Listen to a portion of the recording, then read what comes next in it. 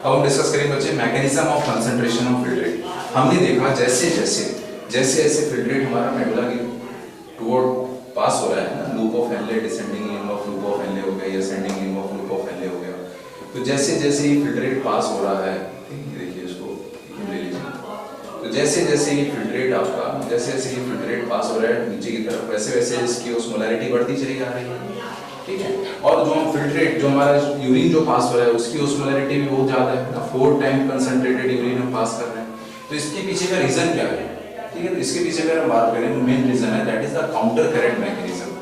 यहाँ पर counter current mechanism present होती है जिसकी वजह से ये ओस्मोलैरिटी क्रिएट हो रही है, 1200 मिलीमोल ऑस्मो पर लीटर और हाईली कंसंट्रेटेड फिल्ट्रेट पास हो रहा है। अब इन्हीं काउंटर करंट मैकेनिज्म के बारे में डिस्कस करते हैं। यहाँ पर बच्चे 3 तरह की काउंटर करंट मैकेनिज्म देखने को मिलती है। एक तो ये देखिए आपका ये हमारा हेनलेस लूप हो गया, ये डिसेंडिंग लिम्ब हो गई, इसकी असेंडिंग लिम्ब हो गई। तो डिसेंडिंग लिम्ब और असेंडिंग लिम्ब के बीच में काउंटर करंट मैकेनिज्म देखने को मिल रही है। कि आपकी वासा रेक्टा है, हमें पता है जो पेरिट्यूबुलर कैपिलरीज हैं ये आपकी इन्हीं ट्यूब्स के अराउंड रन करती हैं ऐसे। लेकिन इसको मैंने अलग यहाँ पर बुक में इसको अलग से यहाँ पर दिखा रखा है, लेकिन आपको पता है इसके क्लोज प्रॉक्सिमिटी इसके साथ साथ रन करती हैं, ठीक है। तो ये जो वासा रेक्टा है, वासा रेक्टा का भी डिसेंडिंग लिम्ब है, ये असेंडिंग लिम्ब है। तो एक यहाँ पर काउंटर करंट मैकेनिज्म है आपकी डिसेंडिंग लिम्ब और इसके असेंडिंग लिम्ब के बीच में। और नेक्स्ट जो आपकी काउंटर करंट मैकेनिज्म है that is due to the proximity between ascending limb of Henle's और ये descending limb of vasa recta, क्योंकि डिसेंडिंग लिम्ब वासा रेक्टा यहाँ पर इसके साथ रन करेगा, ठीक है। ऐसे आगे ऐसे ही ऊपर जा रहा है। तो ascending limb of loop of Henley किसके साथ, descending limb of vasa recta के साथ। और descending limb of loop of Henley किसके साथ प्रॉक्सिमिटी में, ascending limb of vasa recta के साथ, ठीक है।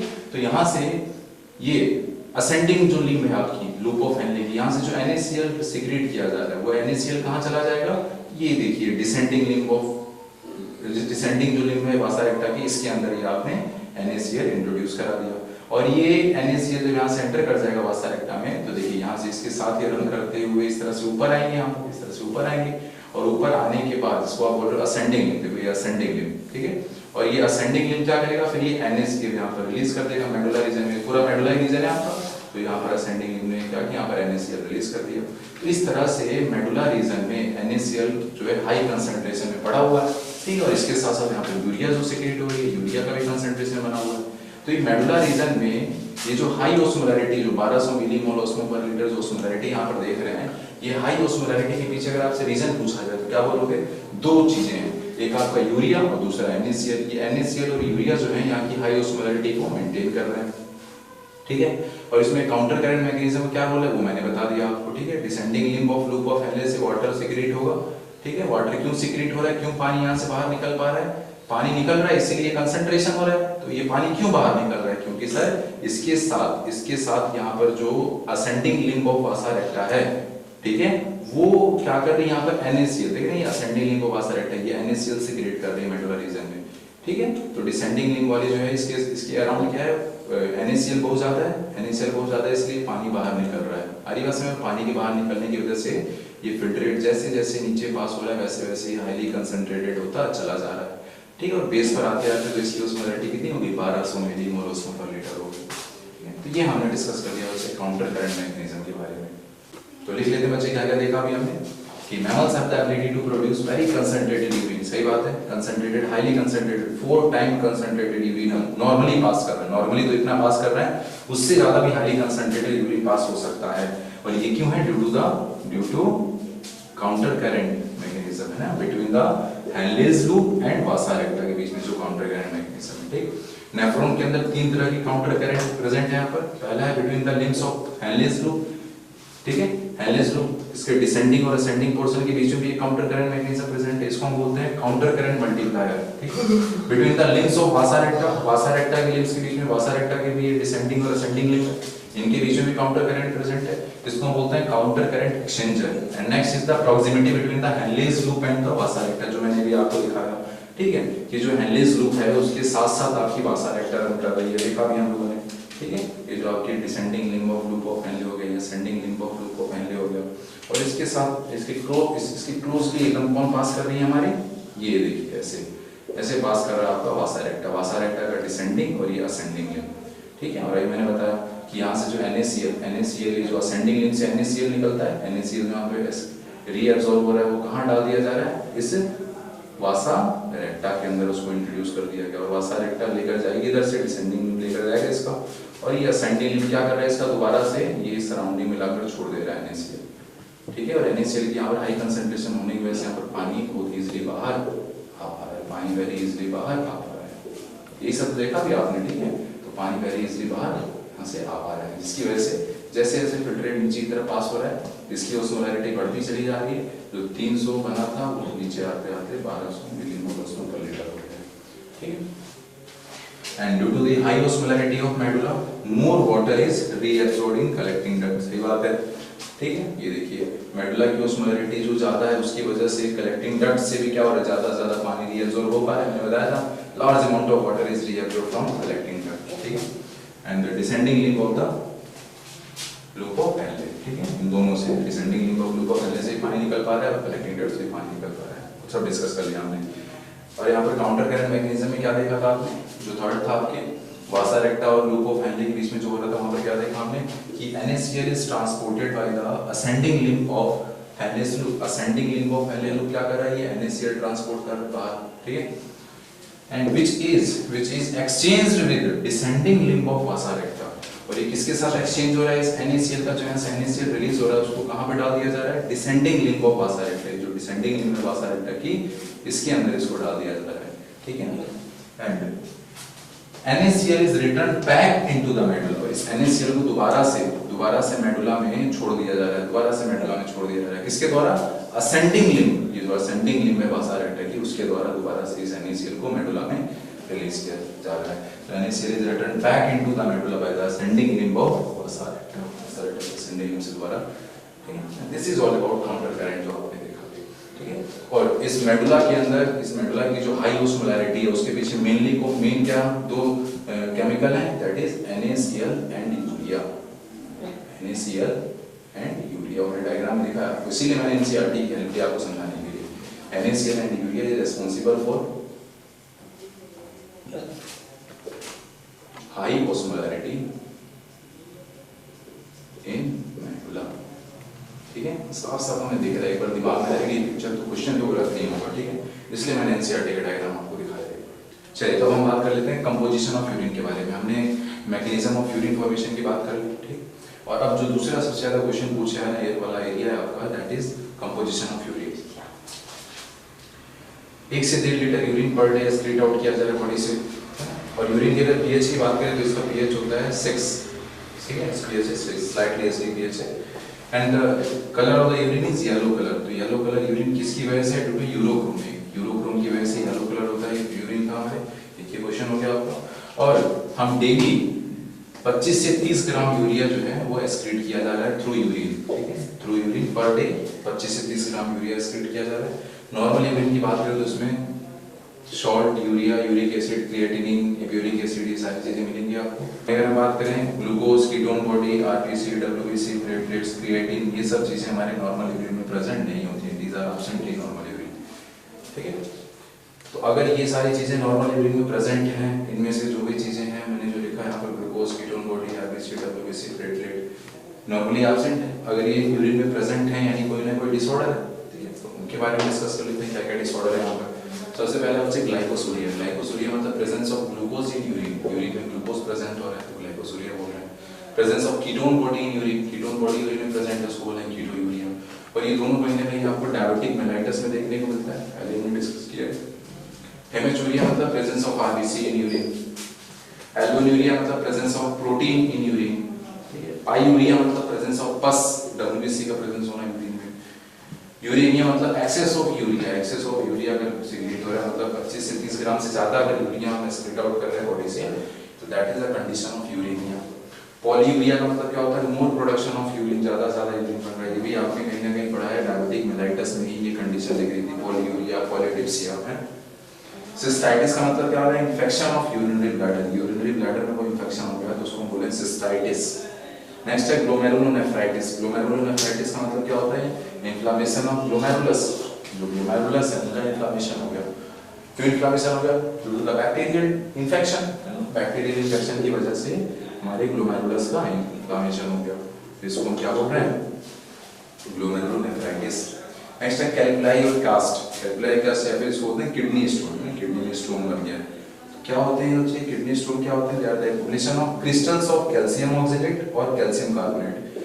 कैल्शियम ऑक्सीडेट और कैल्शियम कार्बोनेट के क्रिस्टल जो है वो एक्युमुलेट हो जाते हैं किडनी में, तो उन्हीं को बोल रहे हैं किडनी स्टोन, कैल्कुलाई और कास्ट। बच्चे हमने किडनी के बारे में डिस्कस किया और देखा किडनी क्या कर रही है, बॉडी से यूरिया को एलिमिनेट कर रही है, नाइट्रोजनस वेस्ट को बॉडी से एलिमिनेट करने का काम किसका है, किडनी का है।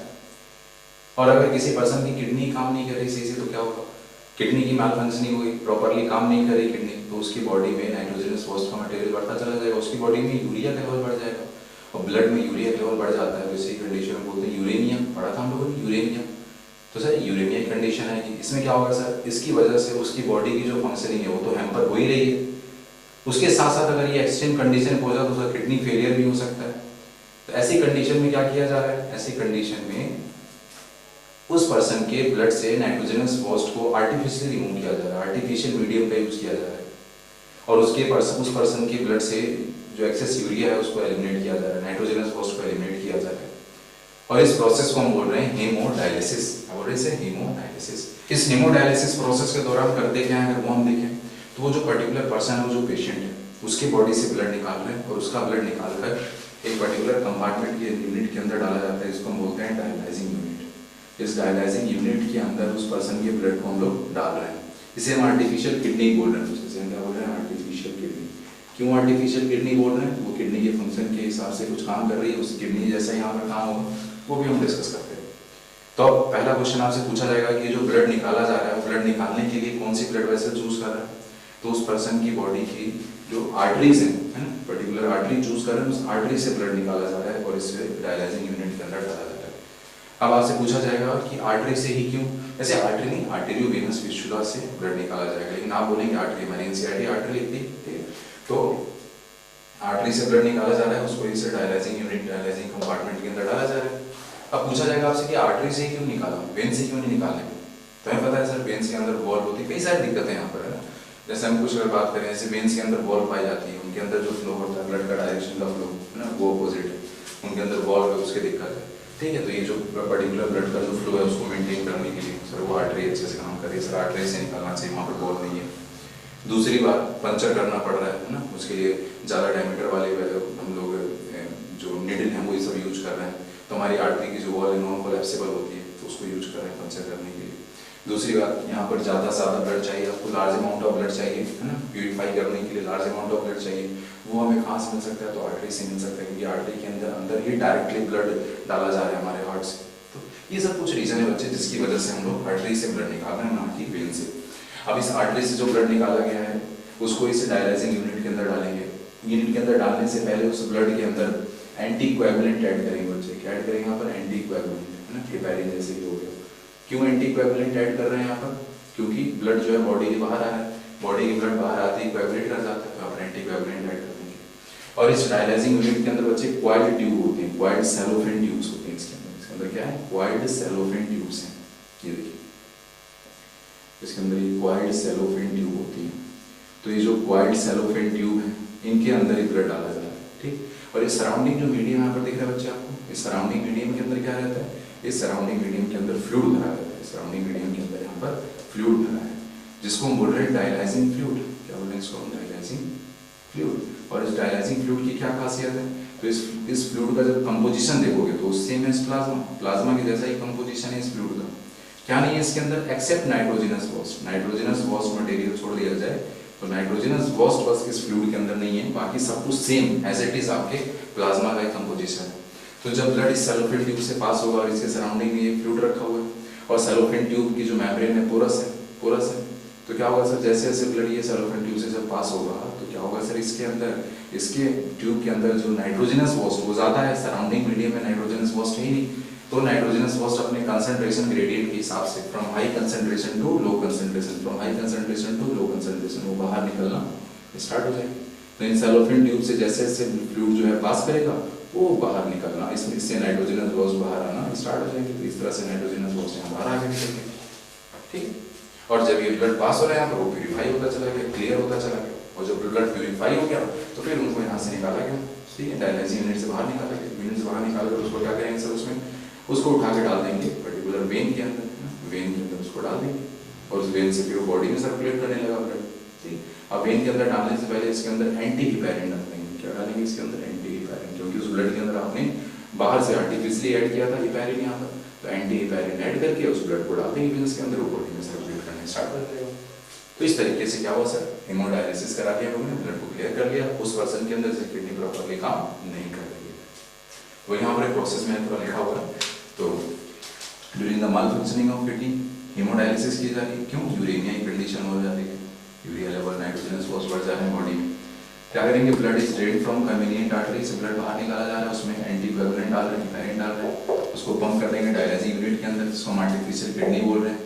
इसके अंदर क्या है, क्वाइट सेलोफेन ट्यूब्स रखी हुई है and they are surrounded by dialysing fluid, उस ट्यूब के अराउंड डायलिसिंग फ्लूइड है। डायलिसिंग फ्लूइड की बात करें, they have same composition as plasma, plasma की जैसा ही composition, except nitrogenous waste material बस नहीं है यहाँ पर। So nitrogenous waste passes out through the porous cellophane membrane, cellophane की membrane से nitrogenous waste बाहर आ जाएंगे according to the concentration gradient, और फिर जब ब्लड क्लियर हो जाएगा तो उस ब्लड को उठाकर pump back through a when, when के थ्रू बॉडी में डाल दिया जाएगा। ठीक है, तो इस तरह से आर्टरी से लिया वेन में डाल दिया, तो पूरा जो प्रॉपर हमारा जो सर्कुलेशन है वो भी मेंटेन रहा यहाँ पर। ठीक है, तो by adding anti heparin add करके उसको डाल दिया। अगर पूछा जाए एक्यूट रीनल फेलियर के केस में क्या किया जा रहा है, तो किसी पर्सन को एक्यूट रीनल फेलियर हो गया बच्चे, तो एक्यूट रीनल फेलियर के केस में तुरंत इमीडिएटली क्या कर रहे हैं यहाँ पर, किडनी ट्रांसप्लांट, तो डेथ हो जाएगी पर्सन की। तो किडनी ट्रांसप्लांट जो है ये एक हमारा मेजर्स है। एक्यूट रीनल फेलियर केस में क्या कर रहे हैं, किडनी ट्रांसप्लांट किया जाता है। किडनी ट्रांसप्लांट के लिए किडनी लेंगे कहाँ से, तो क्लोज रिलेटिव से, है ना, सारी चीज़ों को हमने पढ़ा है कि ऑर्गन डोनेशन की बात आती है तो कहाँ से लिया जा रहा है, HLA वगैरह सारी चीज़ें हैं। तो जो क्लोज रिलेटिव हमसे लिया जाता है ऑर्गन, क्योंकि सर वहाँ पर रिजेक्शन का चांसेस कम हो जाता है। नेक्स्ट हम डिस्कस करेंगे मैच्योरेशन। मैच्योरेशन का मतलब क्या है, process of release of urine, है ना, बॉडी के बाहर बॉडी यूरिन को रिलीज करना, दैट इज कॉल्ड मैच्योरेशन।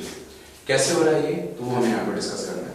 तो हमारी किडनी हो गई, किडनी से यूरेटर है आपका, यूरेटर क्या करेगा सर, यूरिन को कैरी कर रहा है और लाकर इन्होंने यूरिनरी ब्लैडर के अंदर स्टोर कर दिया। ठीक है, आपका यूरिनरी ब्लैडर है बच्चे,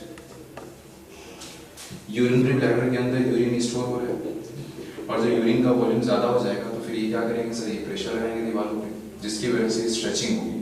ये जो यूरिनरी ब्लैडर है इसकी वॉल की स्ट्रेचिंग होगी, और जो यूरिनरी वॉल के ब्लैडर जो आपकी यूरिनरी ब्लैडर है इसकी वॉल में जब स्ट्रेचिंग होती है तो इनके वॉल में जो लगी हुई स्ट्रेच रिसेप्टर है वो एक्टिवेट हो जाएंगे। इनकी वॉल में लगे हुए जो स्ट्रेच रिसेप्टर है बच्चे वो एक्टिवेट हो जाते हैं, और ये स्ट्रेच रिसेप्टर फिर हमारे ब्रेन को मैसेज जाकर देते हैं, हमारे ब्रेन को जाकर मैसेज देंगे। स्ट्रेच रिसेप्टर सेंसरी सिग्नल लेकर जाएंगे यहाँ से, तो फिर उधर से अपना जो ब्रेन है, हमारा ब्रेन है, वो वहाँ से मोटर सिग्नल भेजेगा, और वो मोटर सिग्नल जो आएगा वो क्या करेगा, वो इन ये जो हमारा जो यूरिनरी ब्लैडर है, ये यूरिनरी ब्लैडर में कॉन्ट्रैक्शन कराएगा, और उसी के साथ साथ यूरिनरी ब्लैडर की जो ओपनिंग है जिसको आप यूरेथ्रा बोल रहे हैं, क्या बोल रहे हैं, यूरेथ्रा।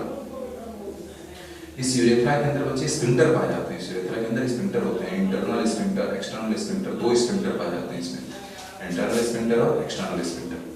ये जो इंटरनल स्फिंक्टर है बच्चे ये इनवॉल्यूंटरी होता है, और ये जो आपका एक्सटर्नल स्फिंक्टर है ये वॉल्यूंटरी होता है। ठीक है, तो ये जो ब्रेन से जो मैसेज आया है, ये ब्रेन से जो मैसेज आया है वो क्या करेगा, इस यूरिनरी ब्लैडर में कॉन्ट्रैक्शन कराएगा, और उसी के साथ साथ ये जो आपकी एक्सटर्नल स्फिंक्टर है इस एक्सटर्नल स्फिंक्टर में रिलैक्सेशन कराएगा। ठीक है, तो अब जरा इमेजिन कीजिए कि ये यूरिनरी ब्लैडर कॉन्ट्रैक्ट कर रहा है, ये स्फिंक्टर रिलैक्स कर रहा है, जिसकी वजह से यूरिन जो है बॉडी के बाहर पास आउट हो जाएगा। अब ये सिग्नल कहाँ से आना चाहिए, तो ये जो सिग्नल है, जो मोटर सिग्नल है आपका वॉल्यूंटरी सिग्नल है। ठीक है, this is the voluntary signal जो हमारा सेरिब्रम भेज रहा है, सेरिब्रम से ही सारी वॉल्यूंटरी एक्टिविटी कंट्रोल हो रही है। तो यहाँ से वॉल्यूंटरी सिग्नल है जो आपके सेरिब्रम से आया है, और वो आकर इस यूरिनरी ब्लैडर में कॉन्ट्रैक्शन कराएगा, और उसके साथ साथ क्या करेगा, एक्सटर्नल स्फिंक्टर में रिलैक्सेशन कर रहा है, जिसकी वजह से यूरिन जो है बाहर पास आउट हो जाएगा। और ये जो न्यूरल मैकेनिज्म है, ये यूरिन के रिलीज के पीछे की जो पूरी न्यूरल मैकेनिज्म है, इसको हम बोलते हैं मैच्योरेशन रिफ्लेक्स। इसको हम क्या बोल रहे हैं, मैच्योरेशन रिफ्लेक्स। ठीक है, तो मैच्योरेशन का मतलब क्या हुआ, यूरिन का पास होना बॉडी के बाहर। मैच्योरेशन रिफ्लेक्स क्या है, तो ये पूरा का पूरा जो न्यूरल मैकेनिज्म है, ठीक है, इस यूरिन के पास आउट होने के पीछे, that is called maturation reflex. यहाँ पर ये जो यूरिनरी ब्लैडर है बच्चे, इस यूरिनरी ब्लैडर में कुछ मसल्स पाई जा रही है, तो इनको बोल रहे हैं डेट्रूसर मसल। क्या बोल रहे हैं इनको? डेट्रूसर मसल, ठीक है। और ये दूसरा आपका इंटरनल स्फिंक्टर, ये तो यहाँ पर पड़ा हुआ है, इनका क्या काम है ये देखिए। तो आपको बताया जाता है कि erection of penis, erection of penis के पीछे बोला जाता है कि पैरासिम्पैथेटिक नर्वस सिस्टम की एक्टिविटी है, ठीक है। बोला जाता है मिक्चुरेशन, मिक्चुरेशन ये पैरासिम्पैथेटिक ये भी एक्टिविटी है। तो ये पैरासिम्पैथेटिक नर्वस सिस्टम क्या काम कर रहा है यहाँ पर? पैरासिम्पैथेटिक नर्वस सिस्टम तो हमारा ऑटोनोमिक नर्वस सिस्टम का पार्ट है, इनवॉल्यूंटरी नर्वस सिस्टम का पार्ट है ये तो, है। लेकिन मैं तो बोल रहा हूँ कि जो मिक्चुरेशन ये वॉलंटरी प्रोसेस है, और आप भी जानते हैं मिक्चुरेशन वॉलंटरी है या फिर इनवॉलंटरी है। सर ये वॉलंटरी प्रोसेस है, जब हम चाहते हैं तभी यूरिन पास हो रहा है, कितना भी तेज हमें यूरिनेशन का अर्ज हो, लेकिन हम जब चाहेंगे तभी यूरिन पास कर रहे हैं, है ना। तो ये जो मिक्चुरेशन है आपका वॉलंटरी प्रोसेस है। कैसे हो रहा है वो मैंने बताया आपको, सिग्नल जा रहा है, ब्रेन से सिग्नल आ रहा है, यूरिनरी ब्लैडर को कॉन्ट्रैक्ट किया जा रहा है, एक्सटर्नल स्फिंक्टर को रिलैक्स किया जा रहा है, जिसकी वजह से यूरिन पास आउट हो रहा है बॉडी के बारे में ना। तो यहाँ पे पैरासिम्पैथेटिक नर्वस सिस्टम का क्या काम है? तो पैरासिम्पैथेटिक नर्वस सिस्टम से जो सिग्नल आ रहा है वो सिग्नल क्या करते हैं, इन डिट्रूसर मसल को कॉन्ट्रैक्ट कर रहे हैं, डिट्रूसर मसल को कॉन्ट्रैक्ट कर रहे हैं, और इन इंटरनल स्फिंक्टर को ये लोग रिलैक्स करते हैं, इंटरनल स्फिंक्टर को रिलैक्स करते हैं, जिसकी वजह से यूरिन पास आउट हो रहा है। तो हमारी इंटरनल स्फिंक्टर और डिट्रूसर मसल किसके कंट्रोल में है? They are regulated by our autonomic nervous system, ठीक है। और आपका पैरासिम्पैथेटिक नर्वस सिस्टम है वो उसका जो सिग्नल है वो इन पर आकर एक्ट करता है, डिट्रूसर मसल्स और हमारी इंटरनल स्फिंक्टर, ठीक है। और उसके बाद क्या करेगा वो, फिर यूरिन पास आउट हो रहा है, ठीक है। कभी कभी क्या है कि हमें मतलब कि हमें बहुत ही मतलब बैडली नीड होती है यूरिनेशन की, ठीक है, बहुत ज्यादा अर्ज होती है यूरिनेशन, लेकिन यूरिनेशन कर नहीं रहा, यूरिनेशन हो नहीं रहा। क्यों? क्योंकि ये एक्सटर्नल स्फिंक्टर ने अभी अलाउ नहीं किया। Internal sphincter parasympathetic nervous system पूरा एक्टिवेट हो चुका है, उसने इसको यूट्राइन मसल को कॉन्ट्रैक्ट भी करा रहा है, इंटरनल स्फिंक्टर को रिलैक्स भी करा दिया, सारा कुछ कर दिया उन्होंने, है ना। लेकिन ये कहानी कब होगी? एक्सटर्नल स्फिंक्टर कब रिलैक्स होगा? ये वॉलंटरी सिग्नल जब तक नहीं आएगा तब तक हम वेट कर रहा है, ठीक है। यानी इसीलिए आपसे फाइनली जब पूछा जाएगा कि मिक्चुरेशन कैसा प्रोसेस है, तो बोलोगे आप वॉलंटरी प्रोसेस है। यहाँ पर कंफ्यूज नहीं करना है कि पैरासिम्पैथेटिक नर्वस सिस्टम भी तो काम कर रहा है, फिर वो कैसी चीजें कंट्रोल कर रहा है, वो मैंने बता दिया आपको। क्या देखा, क्या मैकेनिज्म थी बच्चे यहाँ पर? तो जो स्ट्रेच रिसेप्टर है of the bladder, they send sensory message to the CNS, सही बात है, and then CNS send motor message which initiate the maturation reflex, ठीक है। मोटर वॉल्यूंटरी मैसेज बोलिए ना, मोटर वॉल्यूंटरी मैसेज जो वहां से आएगा तो फिर वो मैचुरेशन रिफ्लेक्स जनरेट कर रहा है। मैचुरेशन रिफ्लेक्स में क्या हो रहा है? तो यूरिनरी ब्लैडर का कॉन्ट्रैक्शन कराएगा, वो मैसेज जो आएगा वहां से मोटर मैसेज आपका, एंड यूरेथ्रल स्फिंक्टर का रिलैक्सेशन कराएगा, ठीक है। और कौन सी urethral sphincter? External urethral sphincter, ये आपका वॉल्यूंटरी कंट्रोल में होता है। और वहीं पर अगर बात करें, अगर पैरासिम्पैथेटिक नर्वस सिस्टम की बात करें, तो पैरासिम्पैथेटिक नर्वस सिस्टम क्या कर रहा है? It leads to the contraction of the bladder muscle, कौन से? Detrusor muscle, and relaxation of the internal sphincter, और इसके बाद से क्या हो जाएगा? It leads to maturation, this lead to maturation। तो फाइनली मैंने आपको बता दिया बच्चे मैचुरेशन के बारे में, जो आपको जो मेन यहाँ पर याद रखना है कि मैचुरेशन कैसा प्रोसेस है, it is a voluntary process, it is a voluntary process, ठीक है। फिर पैरासिम्पैथेटिक इनवॉल्यूंटरी वाला कैसे काम कर रहा है, तो सर वो मैंने आपको अलग समझाया, वो केवल डेट्रूसर मसल और इंटरनल स्फिंक्टर पे काम कर रहा है, लेकिन यूरिन तो तब पास आउट होगा जब आपका एक्सटर्नल स्फिंक्टर रिलैक्स होगा, ठीक है। जब तक वो रिलैक्स नहीं हो तब तक यूरिन पास आउट नहीं हो सकता, तब तक मैचुरेशन नहीं हो पाएगा। तो चलिए यूरिन फॉर्मेशन के बारे में बात किया, मैचुरेशन के बारे में बात किया, और हमें पता है कभी कभी हम ज्यादा यूरिनेशन कर रहे हैं, कभी कभी कम यूरिन रिलीज हो रहा है बॉडी से, तो ये कैसे किडनी का फंक्शन कैसे रेगुलेट किया जाएगा, कैसे कभी ज्यादा यूरिन का फॉर्मेशन हो रहा है, कभी कम यूरिन का फॉर्मेशन हो रहा है, तो वही यहाँ पर हमें डिस्कस करना है, that is the regulation of kidney function, कैसे किडनी का फंक्शन रेगुलेट किया जा रहा है। तो यहाँ पर हम कुछ हार्मोन्स के बारे में बात करें, कुछ मैकेनिज्म्स के बारे में बात करें। सबसे पहले हम बात करते हैं एंटी डायबिटिक हार्मोन के बारे में, EDS के बारे में। इसके बारे में मैंने आपको एंडोक्राइन सिस्टम में बताया है कि जो आपका जो एंटी डायबिटिक हार्मोन है कहाँ से सिक्रेट होता है? हाइपोथैलेमस से, हाइपोथैलेमस में बनता है, और हाइपोथैलेमस में बनने के बाद इसको न्यूरॉन्स के थ्रू ट्रांसपोर्ट किया जाता है पोस्टीरियर पिट्यूटरी में, और उस पोस्टीरियर पिट्यूटरी से फिर ये सिक्रेट होता है आपका ATH और ऑक्सीटोसिन दोनों, ठीक है। यहाँ पर हमें EDS के बारे में डिस्कस करना है। ये काम क्या है इसका? तो जब हमारे बॉडी से जब बहुत ज्यादा फ्लूइड लॉस हो रहा है, सीजन बहुत ज्यादा गर्मी, बहुत ज्यादा पसीना हो रहा है, बहुत ज्यादा फ्लूइड लॉस हो रहा है बॉडी से, और अगर बहुत ज्यादा फ्लूइड जब लॉस होता है बॉडी से, तो हमारे ब्लड के अंदर, हमारे ब्लड में फ्लूइड कम हो गया, और जब ब्लड में फ्लूइड कम हो जाएगा तो ब्लड की अंदर सोल्यूट, ब्लड का जो सोल्यूट है वो बढ़ जाएगा, मतलब ब्लड की ऑस्मोलैरिटी बढ़ जाएगी, ऑस्मोलैरिटी बढ़ गई।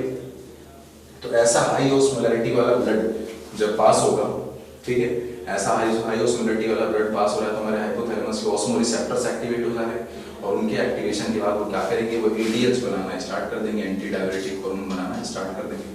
और एडीएच जो उन्होंने बनाया है वहां से बन के एडीएच हाइपोथैलेमस से बनकर कहाँ पर आएगा, पोस्टीरियर पिट्यूटरी में आएगा, और पोस्टीरियर पिट्यूटरी से उसको रिलीज कर दिया जाएगा ब्लड में। ब्लड में आने के बाद वो एडीएच आकर हमारे डीसीटी पे ऐड करता है, कलेक्टिंग डक्ट पे ऐड करता है, ठीक है। कहाँ पे ऐड कर रहा है, आपके डीसीटी पे काम करेगा, कलेक्टिंग डक्ट पे काम करेगा, और इन पे ऐड करके क्या करेगा, ज्यादा से ज्यादा पानी का रीएब्जॉर्प्शन कराएगा, तो ज्यादा से ज्यादा पानी का रीएब्जॉर्प्शन कराएगा, ठीक है। अब जब पानी का रीएब्जॉर्प्शन ज्यादा हो रहा है मतलब कि हमारी जो ट्यूब की जो सेल्स है, इनर ट्यूब की जो सेल्स है, ज्यादा पानी रीएब्जॉर्ब करेंगी, और पानी रीएब्जॉर्ब कर करके यहाँ से जो आपकी ब्लड कैपिलरीज पास हो रही है, उन ब्लड कैपिलरीज से पानी छोड़ देंगे, जिससे कि हमारे ब्लड में फ्लूइड का वॉल्यूम बढ़ जाएगा, ब्लड में फ्लूइड का वॉल्यूम बढ़ जाएगा तो इससे बीपी बढ़ जाएगी, है ना। ब्लड का वॉल्यूम बढ़ गया तो बीपी बढ़ गई, है ना। और जब ज्यादा यहाँ से आप ज्यादा फ्लूइड रीएब्जॉर्ब कर लोगे तो जो यूरिन है, यूरिन में कम पानी रह जाएगा, ठीक है, तो यूरिन में पानी कम हो जाएगा, तो कंसंट्रेटेड यूरिन पास होगा, मैच्योरेशन का जो रेट है, यूरिन पास करने का जो रेट है वो कम हो जाएगा। तो गर्मियों के दिनों में हमें कम मैच्योरेशन हो रहा है, कम यूरिन रिलीज हो रहा है ना, वही ठंडियों के दिनों में ज्यादा यूरिन रिलीज हो रहा है, क्योंकि ठंडियों के दिनों में बॉडी से ज्यादा फ्लूइड लॉस नहीं हो रहा, तो ब्लड की ऑस्मोलैरिटी हमारी मेंटेन है, ब्लड की ऑस्मोलैरिटी मेंटेन है, तो फिर ऑस्मो रिसेप्टर एक्टिवेट नहीं हो रहा है, ऑस्मो रिसेप्टर एक्टिवेट नहीं हो रहा है, एडीएच नहीं सीक्रेट हो रहा है, एडीएच नहीं सीक्रेट हो रहा तो फिर यहाँ से collecting duct, DCT, collecting duct, इन सब से वाटर जो है वो रीएब्जॉर्ब नहीं हो रहा है, तो वो जो भी फ्लूइड यहाँ पर आ रहा है उसका यहाँ पर बताया मैंने कंडीशनल रीएब्जॉर्प्शन होता है वो नहीं होगा, तो वो फ्लूइड डायरेक्टली यूरिन से पास आउट हो रहा है, इसीलिए ठंडी में ज्यादा मैच्योरेशन हो रहा है। ये सारी चीजें हमने देखी अपनी एडीएच का काम कि एडीएच किस तरह से हमारे किडनी के फंक्शन को रेगुलेट कर रहा है, कैसे मैच्योरेशन के रेट को अल्टर कर रहा है, ठीक है। तो लिख लीजिए इसको कि जो आपका एंटी डायरेटिक हार्मोन है कहाँ सिंथेसाइज हो रहा है, it is synthesised by hypothalamus and secreted by posterior pituitary, सही है sir, and induces the water reabsorption in distal part of the renal tubule, distal part of the renal tubule, that is DCT and collecting duct से। ADH also have constrictory effect on the blood vessels. Blood vessels भी इसका constrictory effect है। Blood vessels को क्या कर रहा है? Blood vessels को constrict कर दे रहा है। Blood vessels को constrict कर देगा तो फिर blood pressure बढ़ गया है। तो ये blood pressure दोनों तरीके से बढ़ा रहा है। तो आपकी blood vessel को constrict करके दूसरा blood का volume बढ़ाकर blood का volume बढ़ जाएगा तो उससे भी blood pressure बढ़ जाएगा, है ना। इसीलिए ये जो constrictory effect है इसका blood vessel पे, इसलिए इसको vasopressin ही बोलते हैं। ठीक है, ADH को vasopressin, vaso मतलब blood vessels को प्रेस करने वाला, vasopressin बोल रहे हैं इसको। ADH causes increase in the blood volume, जिससे कि BP बढ़ जा रहा है, decreases the urine volume, decreases the blood osmolarity, कम कर दिया, इसमें maturation rate भी कम हो गया। क्वेश्चन आता है कि समर सीजन में ज्यादा ADH सेक्रेट होगा कि विंटर सीजन में ज्यादा सेक्रेट होगा। तो समर में क्या हो रहा है, गर्मियों में क्या करता हो, ज्यादा पसीना हो रहा है, ज्यादा स्वेटिंग हो रही है तो फ्लूइड ज्यादा लॉस हो रहा है, तो ब्लड का फ्लूइड कम हो रहा है, ब्लड की osmolarity बढ़ रही है, यानी बॉडी को फ्लूइड कंजर्व करना पड़ेगा। फ्लूइड कंजर्व करने के लिए ADH ज्यादा सेक्रेट होगा, तो गर्मियों में ADH ज्यादा सेक्रेट हो रहा है। ठंडियों में सर पसीना नहीं हो रहा है, बॉडी से फ्लूइड लॉस ज्यादा नहीं हो रहा है, तो ADH की जरूरत नहीं है, तो यूरिन ज्यादा पास हो रहा है, तो ठंडियों में ADH कम सेक्रेट होगा। ठीक है, जैसे कुछ डायूरेटिक्स होते हैं, जो डायूरेटिक्स हैं, डायूरेटिक्स मतलब क्या, बियर हो गया, कॉफी हो गई, है ना। तो बियर कॉफी पीने से क्या होता है, बियर और कॉफी पीने से क्या हो रहा है, ज्यादा यूरिन पास हो रहा है। ठीक है, ज्यादा यूरिन पास हो रहा है, क्यों? क्योंकि ये डायूरेटिक्स हैं। ये क्या करते हैं, ये डायूरेटिक्स जो है ये ADH के सिक्रीशन को रोक दे रहे हैं, इनहिबिट कर दे रहे हैं। और ADH का सिक्रीशन अगर इनहिबिट हो जाएगा तो फिर आपको पता ही है ये डीसीटी और कलेक्टिंग डक्ट से वाटर रीअब्सॉर्ब नहीं हो पाएगा, तो ज्यादा यूरिन पास होगा। ठीक, तो इनको बोल रहे हैं डायूरेटिक्स। डायूरेटिक्स का काम कर रहे हैं वो देखिए आपने, ज्यादा यूरिन पास करा रहे हैं। तो ये बात होगी बच्चे कैसी ADH के किडनी के फंक्शन को रेगुलेट कर रहा है। नेक्स्ट बात कर लेते हैं एल्डोस्टेरोन के बारे में। एल्डोस्टेरोन जो आपकी बॉडी का मिनरल और कॉर्टिकॉइड है, कहाँ से रिलीज हो रहा है सर, एड्रेनल कॉर्टेक्स से रिलीज हो रहा है। काम क्या है इसका, इसका काम होता है बच्चे डीसीटी और कलेक्टिंग डक्ट से सोडियम आयन का रीअब्जॉर्प्शन कराना, वाटर का रीअब्जॉर्प्शन कराना, पोटेशियम का एक्सक्रीशन कराना, पोटेशियम का एक्सक्रीशन कराना है, दोबारा से फिल्ट्रेट को एक्सक्रीट कराना है ना, फॉस्फेट आयन का एक्सक्रीशन कराएगा। तो ये सब काम है आपके एल्डोस्टेरोन के। एल्डोस्टेरोन का लेवल अगर बढ़ जाएगा तो क्या होगा, नॉर्मल से अगर ज्यादा हो गया बॉडी में तो ज्यादा से ज्यादा सोडियम का रीअब्जॉर्प्शन होगा, ज्यादा पानी का रीअब्जॉर्प्शन होगा, जिससे कि बीपी बढ़ जाएगी, ब्लड प्रेशर बढ़ जाएगा, ब्लड वॉल्यूम बढ़ जाएगा। तो ये सारी चीजें यहाँ पर आ गई, ठीक है। अगर एल्डोस्टेरोन का सिक्रीशन कम हो जाएगा तो क्या होगा बताइए।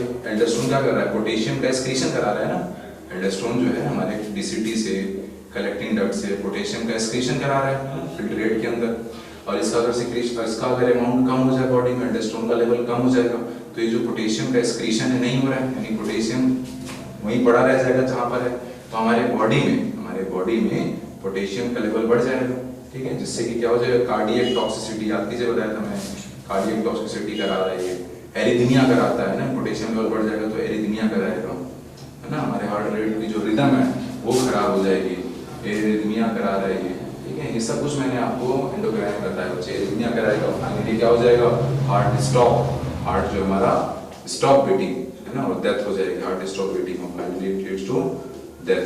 तो ये तो बात हो गई, अगर इसका सिक्रीशन कम हो जाएगा तो क्या होगा, सिक्रीशन बढ़ जाएगा तो क्या होगा, ये हमने बात कर लिया, ठीक है। तो हार्ट स्टॉप बीटिंग ये सब डिस्कस किया बच्चों ने, आपको अलग से लिखने की जरूरत नहीं है, मैंने वहाँ पर एंडोक्राइन में सब बताया, एक बार रिवाइज करा दिया मैंने यहाँ पर। तो ये एल्डोस्टेरोन का काम देख लिया, कैसे हमारे किडनी के फंक्शन को रेगुलेट कर रहा है। कहीं ना कहीं क्या करेगा सर, ये एल्डोस्टेरोन क्या करेगा, पानी का एब्जॉर्प्शन, रीअब्जॉर्प्शन बढ़ाएगा, पानी जितना ज़्यादा रीअब्जॉर्ब होगा यूरिन उतना ही कम बनेगा, है ना। ये इसका काम हो गया आपके एल्डोस्टेरोन। चलिए नेक्स्ट अब डिस्कस करते हैं रास मैकेनिज्म के बारे में, that is renin angiotensin aldosterone system. ये रास मैकेनिज्म कैसे हमारे किडनी के फंक्शन को रेगुलेट कर रहा है, तो देखिए आप, जब भी बच्चे बीपी लो हो जाती है, जो हमारी बीपी लो हो जाती है, बीपी लो हो जाएगी तो क्या होगा सर, जीएफआर भी कम हो जाएगा। क्यों?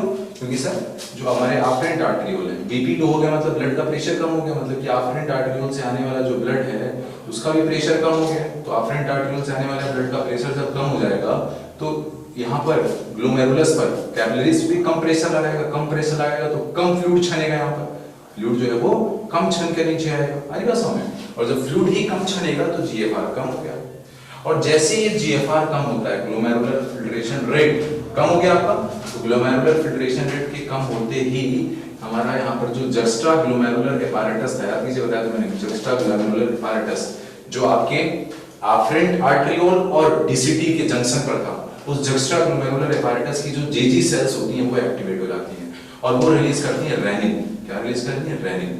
और ये रेनिन क्या करता है, वही मैं बताया था, रेनिन एक एन होता है, याद रखिएगा इसको, कंफ्यूजन कराएगा आपसे, डबल एन करा देगा, क्योंकि एंजाइम होता है आपका डाइजेस्टिव सिस्टम होता है, ठीक है। तो ये रेनिन सीक्रेट हुआ जेजी सेल से। अब ये रेनिन क्या करेगा, हमारे ब्लड के अंदर जो एंजियोटेंसिनोजन होता है, उस एंजियोटेंसिनोजन को किसने बनाया है? लीवर ने। तो लीवर से बना हुआ जो एंजियोटेंसिनोजन है, जो कि इनएक्टिव फॉर्म में पड़ा हुआ है, इसको ये रेनिन एंजियोटेंसिन 1 में कन्वर्ट कर देता है, और इस एंजियोटेंसिन 1 को फिर कन्वर्ट कर दिया जाता है एंजियोटेंसिन 2 में। एंजियोटेंसिन 2 में कन्वर्ट करने के लिए एंजाइम चाहिए होता है एंजियोटेंसिन कन्वर्टिंग एंजाइम, जो कि आपके लंग्स से रिलीज हो रहा है, जो कि आपके लंग्स से रिलीज हो रहा है, ठीक है। तो लंग से रिलीज हुआ जो ये एंजियोटेंसिन कन्वर्टिंग एंजाइम, ये क्या करेगा, हमारे ब्लड के एंजियोटेंसिन 1 को एंजियोटेंसिन 2 में कन्वर्ट कर देगा। और ये जो एंजियोटेंसिन 2 जब बनेगा हमारे बॉडी में, तो क्या क्या करेगा ये, इट इज अ पावरफुल वैसोकंस्ट्रिक्टर, ठीक है, इट इज ए पावरफुल वैसोकंस्ट्रिक्टर।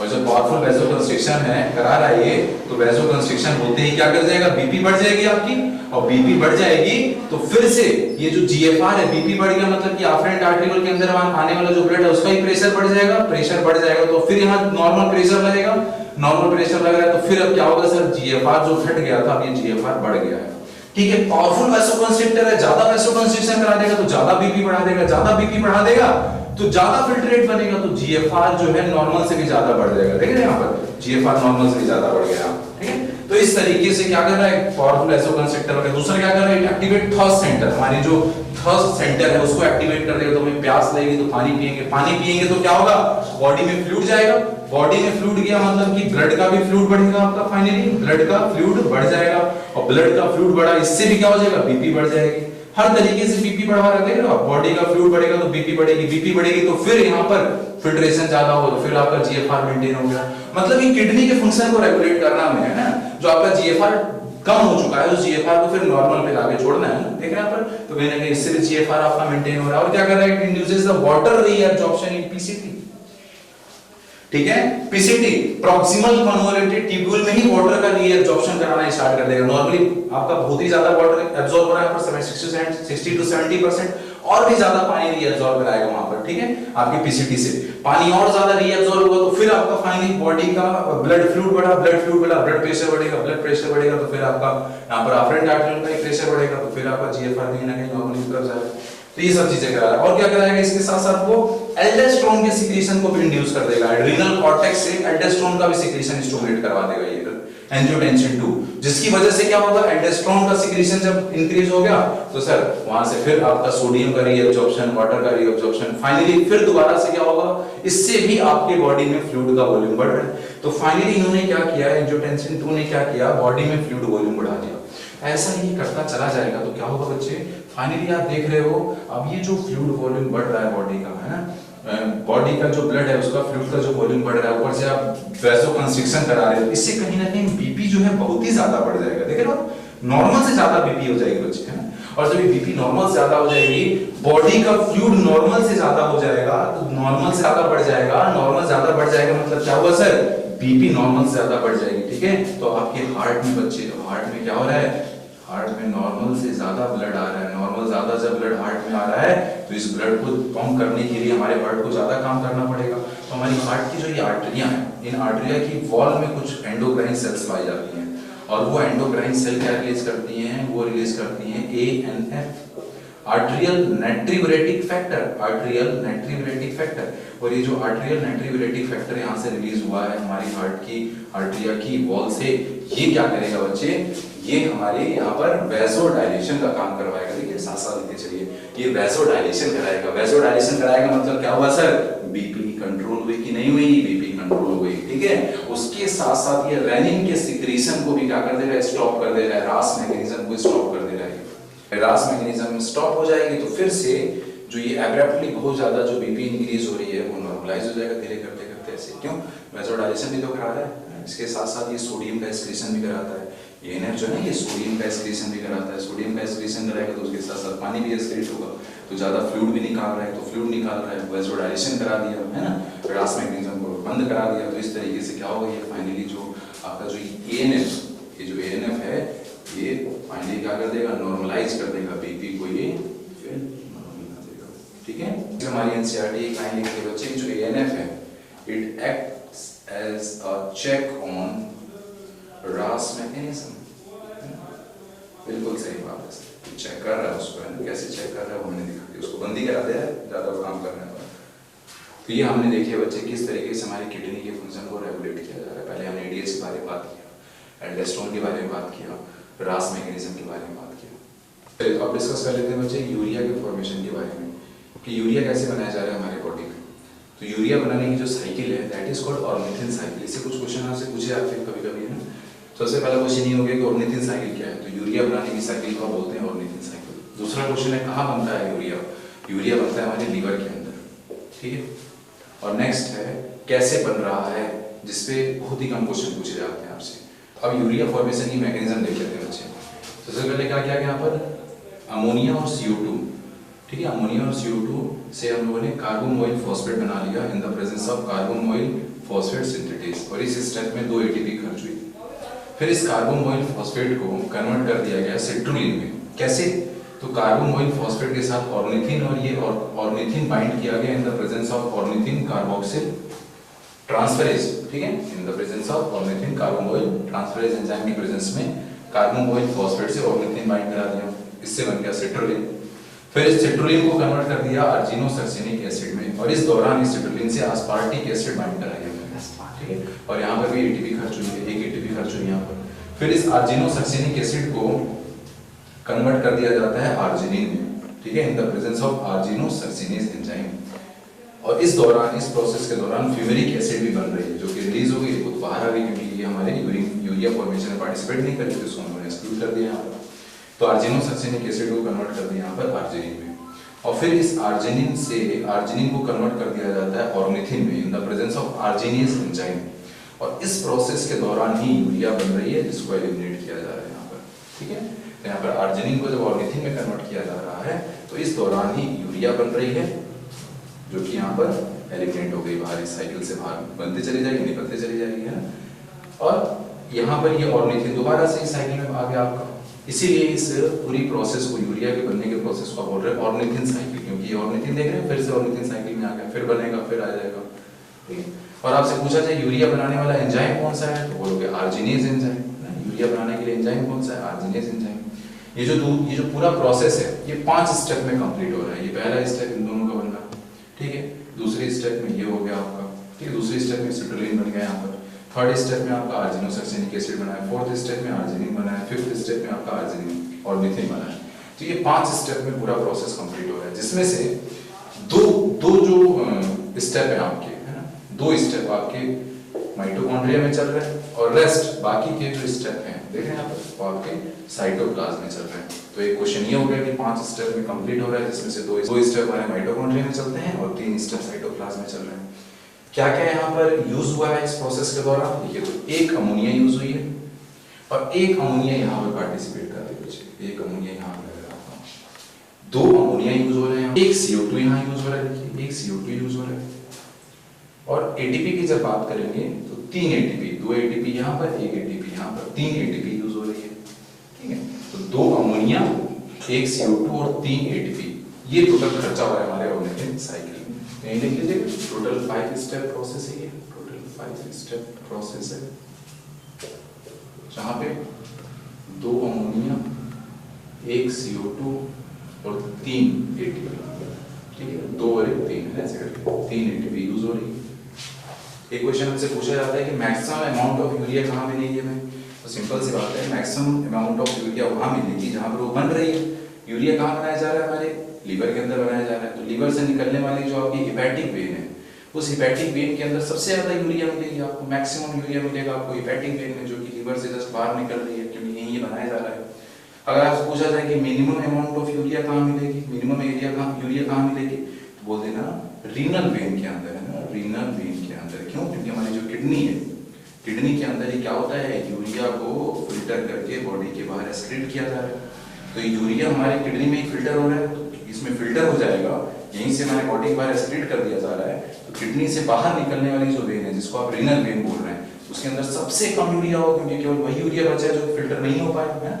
तो रीनल वेन के अंदर हमें यहाँ पर मिनिमम यूरिया देखने को मिलेगी, मिनिमम अमाउंट ऑफ यूरिया। तो कुछ ये भी क्वेश्चन आपसे पूछे जाते हैं। नेक्स्ट आपसे बोला जाएगा कि अगर हमारा लीवर काम करना बंद कर दे तो क्या होगा बॉडी में। अगर लीवर काम करना बंद कर देगा तो बॉडी में अमोनिया का लेवल बढ़ जाएगा, अमोनिया का लेवल बढ़ जाएगा, क्योंकि अमोनिया को यूरिया में कन्वर्ट किया जा रहा है लीवर के अंदर, और लीवर ही काम नहीं कर रहा, तो बॉडी में अमोनिया का लेवल बढ़ जाएगा। वहीं अगर हमसे पूछा जाए कि अगर किडनी काम करना बंद कर दे तो क्या हो जाएगा, तो किडनी काम करना बंद कर दे तो बॉडी में यूरिया का लेवल बढ़ जाएगा। क्यों, क्योंकि लीवर तो काम कर रहा है, तो अमोनिया को यूरिया में तो कन्वर्ट किया जा रहा है, लेकिन किडनी काम करता है तो यूरिया बॉडी के बाहर निकाला जाता है, यानी यूरिया बंद हो रहा है लेकिन बॉडी के बाहर नहीं निकल पा रहा है। तो अगर हमारी किडनी काम करना बंद कर दे तो बॉडी में यूरिया का लेवल बढ़ जाएगा, और लीवर काम करना बंद कर दे तो बॉडी में अमोनिया का लेवल बढ़ जाएगा। ये भी कुछ क्वेश्चन आपसे पूछे जाते हैं। यहाँ पर हमने वैसे किडनी के रोल के बारे में डिस्कस कर लिया एक्सक्रीशन में, और हमारे बॉडी के कुछ और भी ऑर्गन हैं जिनका रोल है एक्सक्रीशन में, उनके बारे में बात करेंगे। आप role of other organ in excretion. सबसे पहले बात करते हैं लंग्स के बारे में। तो लंग्स हमारे क्या कर रहे हैं बच्चे, daily large amount of CO2 body को बाहर रिमूव कर रहे हैं, 200 ml पर मिनट CO2 रिलीज कर रहे हैं लोग, है ना। Large significant amount of water भी ये लोग एक्सक्रीट बाहर एक्सहेलेशन के टाइम पर रिमूव कर रहे हैं बॉडी से, ठीक। लीवर की बात करें तो लीवर के अंदर bilirubin, बिलिवर्डिन, cholesterol, degraded steroid hormone, white mineral, ये सारी चीजें एक्सक्रीट कर रही हैं। अब जिस तरह से हमारे डाइजेस्टिव वेस्ट बॉडी के बाहर एलिमिनेट किए जा रहे हैं, उसी तरीके से लीवर से प्रोड्यूस होने वाले जो वेस्ट मटेरियल है कोई बॉडी के बाहर एलिमिनेट कर दिया जा रहा है, ठीक। स्किन की बात करें तो स्किन के अंदर बच्चे स्वेट ग्लैंड है, सेबेसियस ग्लैंड है। स्वेट ग्लैंड की बात करें तो मेन फंक्शन क्या होता है स्वेट ग्लैंड का, बॉडी के टेम्परेचर को मेंटेन करना, रेगुलेट करना, कूलिंग इफेक्ट देना, पता है। लेकिन इसके अलावा जो स्वेट है, स्वेट के अंदर कुछ केमिकल्स भी हैं, जैसे कि it contain salt, urea, lactic acid, lysozyme, है, ये सारी चीजें प्रेजेंट है स्वेट हमारे स्वेट के अंदर। तो देख रहे हैं यूरिया एलिमिनेट किया जा रहा है स्वेट के थ्रू, तो हमारी स्किन भी पार्टिसिपेट कर रही है एक्सक्रीशन में, है ना। वैसे स्किन के अंदर सेबेसियस ग्लैंड है, ये सेबेसियस ग्लैंड क्या एलिमिनेट कर रही है, स्टेरॉल, हाइड्रोकार्बन वैक्स, ये सारी चीजें एलिमिनेट कर रही है सीबम के through sebum, sebaceous gland sebum produce कर रही है, उसके थ्रू ये स्टेरॉल, हाइड्रोकार्बन वैक्स सारी चीजें एलिमिनेट आउट कर रही है बॉडी से। और ये जो भी सिक्रीशन हो रहा है हमारे स्किन की जो सरफेस पे जो ग्लैंड पाई जाती हैं, ये जो भी सिक्रेट करती हैं, अगर बात करें हम सेबेसियस ग्लैंड की बात करें तो इसका जो ऑयली सिक्रीशन है ये प्रोटेक्टिव लेयर बना देता है हमारे स्किन के सरफेस पे, जो कि प्रोटेक्शन भी प्रोवाइड कर रहा है बॉडी की सरफेस को, है ना। वहीं अगर हम बात करें जो सलाइवा है, सलाइवा के अंदर भी small amount of nitrogenous phosphate urea पाया जाता है। ये भी क्वेश्चन है आपका कि सलाइवा में भी small amount of urea present होता है। तो ये हमने डिस्कस कर लिया बच्चे कि किडनी के अलावा और कौन-कौन से ऑर्गन आपके पार्टिसिपेट कर रहे हैं एक्सक्रीशन में। यहाँ बच्चे कुछ अलग-अलग ऑर्गेनिज्म के बारे में डिस्कस कर लेते हैं कि वो कैसे अपने बॉडी के जो ऑस्मोल रेगुलेशन है, कैसे बॉडी का फ्लूइड बैलेंस कर रहे हैं। कंगारू रेट की अगर बात करें बच्चे तो ये नॉकटर्नल डेजर्ट एनिमल है और डेजर्ट में पानी है नहीं, तो उसने पानी को ज्यादा ना कंज्यूम करने के लिए अपने अंदर कुछ मैकेनिज्म तैयार कर रखी है, कुछ फिजियोलॉजिकल चेंजेस ला रहे हैं। क्या कर रहे हैं ये लोग? They never drink water. Desert में रह रहा है, पानी है नहीं, वैसे अडॉप्ट कर लिया उन्होंने कि पानी ना मिले कोई दिक्कत नहीं है, दे नेवर ड्रिंक वाटर। तो फिर पानी की जरूरत कैसे पूरी हो रही है? तो डिपेंड ऑन मेटाबॉलिक वाटर। और ये मेटाबॉलिक कौन सा पानी है सर? ये मेटाबॉलिक वाटर वो वाटर है जो कि प्रोड्यूस हो रहा है सर किसी केमिकल रिएक्शन में। कौन सा केमिकल रिएक्शन कर रहे हैं, कौन सा क्या चल रहा है यहाँ पर, कौन सा फिजियोलॉजिकल रिएक्शन चल रहा है sir by oxidation of fat, by oxidation of fat. ये फैट का ऑक्सीडेशन करा के क्या कर रहे हैं, उससे पानी प्रोड्यूस करा रहे हैं और जो पानी प्रोड्यूस हो रहा है उसी पे अपना पूरा काम कर रहे हैं लोग, है ना। फिर डिपेंड ऑन मेटाबॉलिक वाटर, और मेटाबॉलिक वाटर पे डिपेंड है इनके बॉडी में पानी की बहुत कमी है, तो पानी का लॉस भी रोकना है, पानी प्रोड्यूस करा रहे हैं, ठीक है सर। पानी का लॉस कैसे रोकेंगे ये लोग sir? excreted concentrated urine, they excrete concentrated urine, highly concentrated urine पास कर रहे हैं जिसमें कम से कम पानी लॉस हो। और क्या कर रहे हैं sir? they have a slow breath rate। slow breath rate का क्या मतलब है? तो इनकी जो नोज है बच्चे, अगर ह्यूमन की बात करें, ह्यूमन की डायरेक्ट नोज देखो ऐसे सरफेस पे आगे खुल रही है, इनकी नोज समझो कुछ इस तरह से ऐसा कुछ काम चल रहा है। इनके जो ट्यूब है जहाँ से एयर बॉडी के अंदर से एक्सेल करने के लिए आ रही है, वो एयर आकर टकराती है पहले इनके नेजल चैम्बर में आकर टकराती है। इस नेजल चैम्बर में हाई वास्कुलर एरिया बना रखी है इन्होंने। जब यहाँ पर टकरा रही है तो यहीं से क्या किया जा रहा है, टाइम मिल रहा है ना, डायरेक्ट बाहर पास नहीं हो रही, हमारे से डायरेक्ट बाहर नहीं आ रही है, टकरा रही है, तो यहीं पर इसका जो वाटर है वो एब्जॉर्ब कर लिया जा रहा है कैपिलरीज के थ्रू, है ना।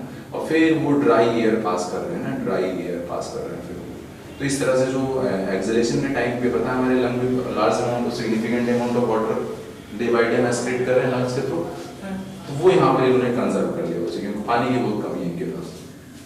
तो ये स्लो ब्रीथिंग और स्लो ब्रीथ रेट इसमें और हेल्प करेगा ताकि प्रॉपर टाइम मिल रहा है, चलो ठीक है एब्जॉर्ब करो। एंड फ्यू स्वेट ग्लैंड, इनकी बॉडी पे स्वेट ग्लैंड भी बहुत कम है, सही बात है, स्वेट ग्लैंड इतनी कम नहीं उतने कम पानी लॉस हो रहा है। तो ये इनका फिजियोलॉजिकल एडेप्टेशन है, कैसे ये लोग अपने आप को सर्वाइव कर रहे हैं, कैसे अपना बॉडी का फ्लूइड मेंटेन कर रहे हैं। इसी तरह कैमल है, कैमल भी डेजर्ट एरिया में रहने के लिए जाने जा रहे हैं बच्चे। तो कैमल दे एक्सक्रीट कंसंट्रेटेड यूरिन, भी कंसंट्रेटेड यूरिन पास कर रहे हैं। कंसंट्रेटेड यूरिन बने उसके लिए क्या इनके अंदर चेंजेस आ रखे हैं बच्चे, तो इनके नेफ्रॉन के अंदर they have a long loop of Henle, है they have a long loop of Henle जो कि प्रॉपर कंसंट्रेशन, हाईली कंसंट्रेशन हो चुकी। पता है जितना लूप ऑफ हेनले का देखा भी उन्होंने, जितना नीचे जाते जा रहे हैं कंसंट्रेशन हाई ऑस्मोलैरिटी वाला फ्लूइड बनता चला जा रहा है, तो they have long loop of Henley ताकि हाईली कंसंट्रेटेड यूरिन को बना सके पास करने के लिए ना। And when water is not available, camel do not produce and excrete urine। देख रहे हैं, जब पानी अवेलेबल नहीं है तो वो प्रोड्यूस भी नहीं कर रहे और एक्सक्रीट भी नहीं कर रहे यूरिन, है। और एक्सक्रीट नहीं कर रहे यूरिन के थ्रू, यूरिन क्यों बाहर निकाला जा रहा है बॉडी, क्योंकि सर उसमें हम अपने जो नाइट्रोजनस फॉस्फेट है उनको बाहर निकाल रहे हैं। देखा यूरिया निकाल रहे हैं बाहर उसके थ्रू, यूरिन हम यूरिन के थ्रू, तो ये अपना यूरिया क्या कर रहे हैं उस टाइम पे जिस टाइम पे यूरिन पास आउट नहीं कर रहे सर, तो they store urea in tissue fluid, tissue fluid में यूरिया स्टोर कर रहे हैं, है ना। और जो कैमल का जो हम्प होता है बच्चे देखते हैं, हम ऐसे होता है ना उनकी ऐसे बॉडी होती है, ऐसे हम्प होता है, इसमें बच्चे large amount of fat reservoir इन्होंने रखा हुआ है ना, जो कि ऑक्सीडेशन इसका करा के, फैट का ऑक्सीडेशन करा के पानी प्रोड्यूस कर रहे हैं। वो जो पानी प्रोड्यूस हो रहा है उससे फिर अपना काम कर रहे हैं, इसीलिए जो कैमल हम्प यहाँ पर बनता है लगा इनका। ये जो इनमें अलग से एक एनाटॉमी बनी हुई है, किसी से सर ये फैट स्टोर कर रहे हैं यहाँ पर, और ऑक्सीडेशन हो रहा है उसका, और उससे जो मेटाबॉलिक वाटर प्रोड्यूस हो रहा है उसको यूज कर रहे हैं। कुछ मिसलेनियस पॉइंट डिस्कस कर लेते हैं बच्चे, डायरेक्टली इससे क्वेश्चन पूछे जाते हैं। जैसे he was product of spider and scorpion अगर पूछा जाए तो दैट इज ग्वानिन, है ना। अभी हमने बात की हमारे ह्यूमन, हम यूरियोटेली में यूरिया पास कर रहे हैं ना एज ए नाइट्रोजनस फॉस्फेट। लेकिन वही अगर बात करें अमोनिया की, अगर बात करें, मैंने बताया आपको अमोनिया कौन पास आउट कर रहे हैं बच्चे, लोअर इन्वर्टिब्रेट हैं जो एक्वेटिक कंडीशन में रह रहे हैं, क्योंकि अमोनिया को पास आउट करने के लिए लार्ज अमाउंट ऑफ वाटर चाहिए होता है, हाईली टॉक्सिक सब्सटेंस है। तो अगर अमोनिया की बात करें, किडनी का कितना रोल है अमोनिया को पास आउट करने में, तो kidney play a minor role in the excretion of ammonia, ठीक है। और ये अगर अमोनिया की बात करें तो इसको इसके एक्सक्रीशन में ATP is not required in the production and excretion of ammonia. फिर तो अमोनिया पास आउट करते हैं, टेरेस्ट्रियल कंडीशन वाले भी एटीपी बच जाती सर, नहीं सर, हाईली टॉक्सिक होता है, very large amount of water is required for the excretion of ammonia, इसलिए हम यूरिया पे आ गए ना। वो सारी चीजें यहाँ पे। तो ये पॉइंट डायरेक्टली आपसे पूछ जाने वाले क्वेश्चन है। यूरिया की अगर बात करें बच्चे, तो ये दोनों चीजें काम कर रहा है, ये वॉस प्रोडक्ट भी है और ये ऑस्मोरेगुलेटर सब्सटेंस की तरह भी यूज किया जा रहा है कुछ एनिमल्स के द्वारा यूरिया को। जैसे कि सार्क है, सार्क क्या कर रहा है, ये सार्क मेराइन कंडीशन में रह रही है, मेराइन कंडीशन में रह रही है तो सराउंडिंग की ऑस्मोलैरिटी बहुत ज्यादा है, तो बॉडी से फ्लूइड लॉस होने की दिक्कत है ना, बॉडी से फ्लूइड लॉस होने की दिक्कत बहुत ज्यादा है सर। तो इन्होंने क्या कर रखा है, अपने अंदर अपने बॉडी के अंदर पानी जो है उसको बांध के रखवाना है, और पानी को बांध के रखने के लिए सॉल्यूट चाहिए, पानी को बांध के रखने के लिए सॉल्यूट चाहिए।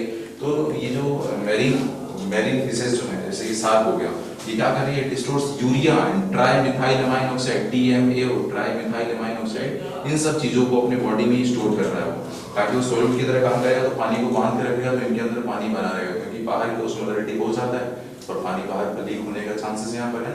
तो सारी चीजें आपने कॉन्सेप्ट समझे बच्चे, पानी कहाँ से कहाँ जाता है, high water potential to low water potential, वही सारी चीजें यहाँ पर है। तो पानी को बचाने के लिए इन्होंने क्या किया अपनी बॉडी में, ये कुछ सब्सटेंस अपने बॉडी में स्टोर कर रहे हैं, जैसे कि यूरिया हो गया, ट्राइमिथाइलएमाइन ऑक्साइड हो गया, इन बॉडी फ्लूइड में स्टोर कर रहे हैं। एंड इनको स्टोर करने से क्या होगा, इनकी बॉडी फ्लूइड की ऑस्मोलैरिटी बढ़ जा रही है, ऑस्मोलैरिटी बढ़ गई तो पानी बंद गया रहेगा अंदर, है ना, आपका बॉडी फ्लूइड ऑस्मोलैरिटी और बॉडी फ्लूइड बढ़ाने के लिए ऐसा काम किया इन्होंने। तो इसीलिए हमारी जो सार्क है, ऐसी जो फिशेस जो इन सब सब्सटेंस को स्टोर कर रही हैं, दे बिकम हाइपर ऑस्मोटिक, है ना, सराउंडिंग कंपेयर में हाइपर ऑस्मोटिक हो गई, बट हाइपो आयोनिक, क्योंकि आयंस की वजह से ऑस्मोलैरिटी नहीं आई है, ये तो यूरिया स्टोर किया इन्होंने ना। कुछ और पॉइंट ऐड कर लेते हैं बच्चे। मैमल्स की अगर बात करें तो दे excrete purine and pyrimidine, purine और पायरिमिडिन को किस फॉर्म में एक्सक्रीट कर रहे हैं बॉडी के बाहर, allantoin form, in the form of allantoin, purine और पायरिमिडिन को एलेंटोलिन फॉर्म में एक्सक्रीट किया जा रहा है बॉडी के बाहर। ह्यूमन की लेकिन अगर बात करें तो ह्यूमन प्यूरिन को यूरिक एसिड की फॉर्म में एक्सक्रीट करते हैं, पायरिमिडिन को आइसोब्यूटारिक एसिड एंड एलानिन के फॉर्म में एक्सक्रीट आउट कर रहे हैं।